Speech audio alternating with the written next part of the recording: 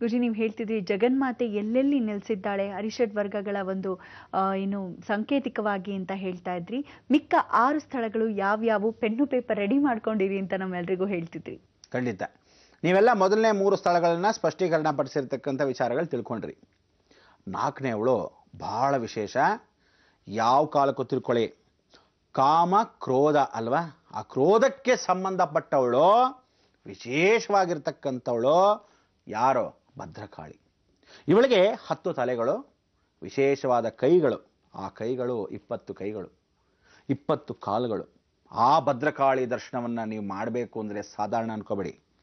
ಇವಳು ಸರ್ವದಾ ಯವ್ವನ ಸ್ವರೂಪ, ನಿಗೂಢ ಸ್ವರೂಪ, ಯಾವ ಕಾಲಕ್ಕೂ ನಿರ್ವಾಣ ಸ್ವರೂಪ.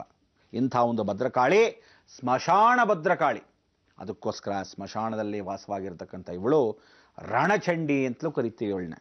ಏನು ಅಂದರೆ ಚೆಂಡಾಡ್ಬಿಡ್ತಾಳೆ, ತಲೆಗಳನ್ನೇ ಹೋಳಾಗಿ ಪರಿಪೂರ್ಣವಾಗಿ ಕಪಾಲದಲ್ಲಿ ರಕ್ತವನ್ನು ಹಿಂಡ್ತಾಳೆ. ನಾವು ನಿಂಬೆಹಣ್ಣನ್ನು ಸುಮ್ಮನೆ ಹೆಂಗೆ ಹಿಂಡ್ತೀವಿ, ಅವಳು ತಲೆ ಕಪಾಲಗಳನ್ನ ಹಿಂಡ್ತಾಳೆ. ಹಿಂಗೆ ಹಾಕಿ ಹಿಂಡಿದ್ರೆ ಆ ಕಪಾಲದಲ್ಲಿ ಅವಳಲ್ಲಿರ್ತಕ್ಕಂಥ ರಕ್ತಪಾತ್ರೆಯಲ್ಲಿ ಆಹಾ ಅಂತ ಸ್ವೀಕರಿಸ್ತಾಳೆ. ಶತ್ರುಗಳನ್ನ ಧ್ವಂಸ ಆ ರೀತಿಯಾಗಿ ಉಗ್ರವಾಗಿ ಮಾಡ್ತಾಳೆ.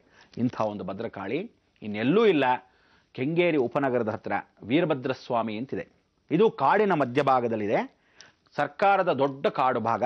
ಇದೆಲ್ಲ ವಿಶೇಷವಾಗಿ ಗೋಮಾಳ ಜಾಗ ಅಂತ ಬಿದ್ದಿದೆ. ಈ ಸ್ಥಳದಲ್ಲಿ ವೀರಭದ್ರ ಇದ್ದಾನೆ. ಆ ವೀರಭದ್ರ ದೇವಸ್ಥಾನದ ಒಳಭಾಗದಲ್ಲಿ ಭದ್ರಕಾಳಿ ಇದ್ದಾಳೆ. ಗಿಡಗಳ ಮಧ್ಯದಲ್ಲಿ ವಿಶೇಷವಾಗಿ ಹುತ್ತದ ಆಕಾರದಲ್ಲಿ ಒಳಭಾಗದಲ್ಲಿ ರಹಸ್ಯವಾಗಿ ಕೂತಿದ್ದಾಳೆ. ಅದಕ್ಕೋಸ್ಕರ ಇಂಥ ಒಂದು ಭದ್ರಕಾಳಿಯ ದರ್ಶನ ಎಲ್ಲಿ ಅಂದರೆ ಶುಕ್ರವಾರದಲ್ಲಿ ಬಹಳ ವಿಶೇಷ, ಮಂಗಳವಾರದಲ್ಲಿ ಮಧ್ಯಾಹ್ನ ವಿಶೇಷ, ಭಾನುವಾರದಲ್ಲಿ ಮಧ್ಯರಾತ್ರಿ ವಿಶೇಷ.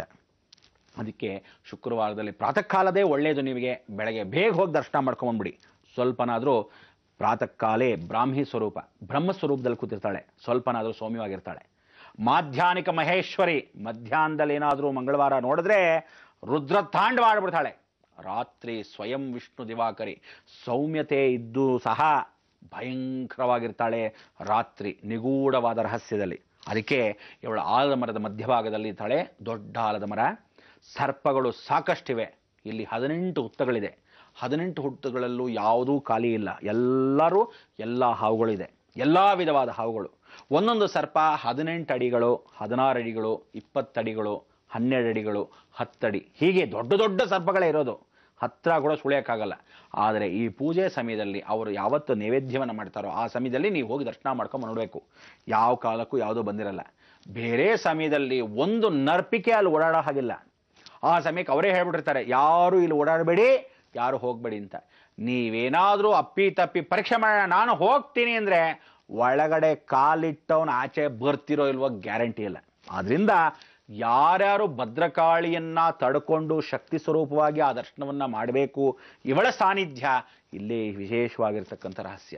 ಅವಳನ್ನ ದರ್ಶನ ಮಾಡ್ಕೋಬೇಕು. ಅಂಥ ಒಂದು ದರ್ಶನ ನಾ ಭೂತೋ ನ ಭವಿಷ್ಯತಿ. ಇನ್ನು ಉಳಿದಿರತಕ್ಕಂಥವಳು ಯಾರು? ಸಾಕ್ಷಾತ್ ಕನ್ಯಾಕುಮಾರಿ. ಈ ಕನ್ಯಾಕುಮಾರಿ ಕನ್ಯೆಯಾಗಿ ಕೂತಿದ್ದಾಳೆ. ಕೊನೆಯ ತುದಿಯ ನಾಲ್ಗೆ ಭಾಗದಲ್ಲಿದ್ದಾಳೆ. ದಕ್ಷಿಣ ಪ್ರಾಂತದಲ್ಲಿ ಕೊನೆಯದಾಗಿ ಕೂತಿದ್ದಾಳೆ. ಈ ಕನ್ಯಾಕುಮಾರಿ ಕನ್ನಿಕಾ ಸ್ವರೂಪದಲ್ಲಿ ಕೂತಿದ್ದಾಳೆ. ಇವಳಿಗೆ ಈ ಮಂಗಳವಾರ ಇನ್ನೇನು ಬರ್ತಾ ಇದೆಯಲ್ಲ, ಮುಂದಿನ ಮಂಗಳವಾರ, ಅದು ವಿಶೇಷವಾಗಿರ್ತಕ್ಕಂಥ 6ನೇ ತಾರೀಕು. ಅವತ್ತೇ ಸ್ವತಃ ಅವನ ಯಜಮಾನ ಅಂದರೆ ಅವಳು ತಾನು ಕನ್ನಿಕಾ ಅನ್ಸ್ಕೊಂಡು ಭೂಮಿಯಲ್ಲಿ ಧರಿಸ್ತಾಳೆ. ಆಗ ಅವರ ಯಜಮಾನರಿಗೆ ಆಗಿರ್ತಕ್ಕಂಥ ಅನ್ಯಾಯವನ್ನು ಅಟ್ಟಹಾಸದಿಂದ ಮೆರೀತಕ್ಕಂಥವಳಿಗೆ ಈ ಮಹಾರಾಜ ಮಾಡಿರ್ತಕ್ಕಂಥ ದ್ರೋಹಕ್ಕೆ ಏನು ಮಾಡಿದ್ಲು, ಆ ಕಾಲ್ ಕಂಕಣವನ್ನು ಹೊಡೆದಾಕಿ ಅವಳ ರೌದ್ರ ತಾಂಡವನ್ನು ತೋರಿಸಿದ್ಲು. ಅದಕ್ಕೆ ಅವಳು ಕನ್ಯೆಯಾಗಿದ್ದಾಗ ಹೆಣ್ಣ ಅಗ್ನಿ ಸ್ವರೂಪ ಅಂತ ತೋರಿಸ್ತೀವಿ. ಅದಕ್ಕೆ ಅವಳನ್ನ 3 ಹೆಸರುಗಳ ಕರೀತಾರೆ. ಕನಿಕಾ ಪರಮೇಶ್ವರಿ, ಕನ್ನಿಕಾ, ಕನ್ಯಾಕುಮಾರಿ. 3 ಏಕಸ್ವರೂಪ ಒಬ್ಬಳೇ.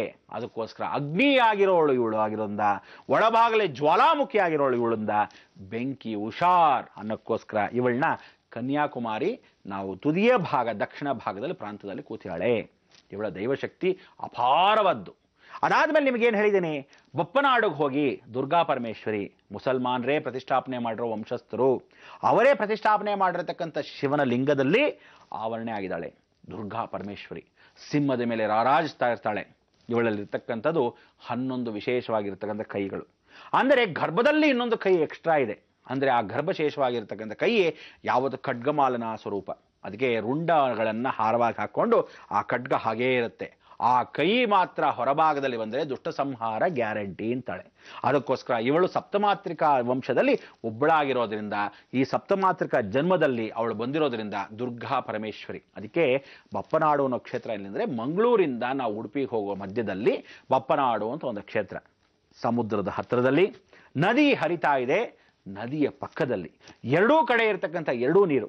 ಜಗತ್ತಲ್ಲಿ ತಿಳ್ಕೊಳ್ಳಿ, ಯಾವುದು ಜ್ಞಾನವಾಗಿರುತ್ತೋ ಆ ಜ್ಞಾನದ ಚಿಂತಾಮಣಿಯಾಗಿರ್ತಕ್ಕಂಥವಳು ಆ ನದಿಯಲ್ಲಿ ಇರ್ತಾಳಂತೆ.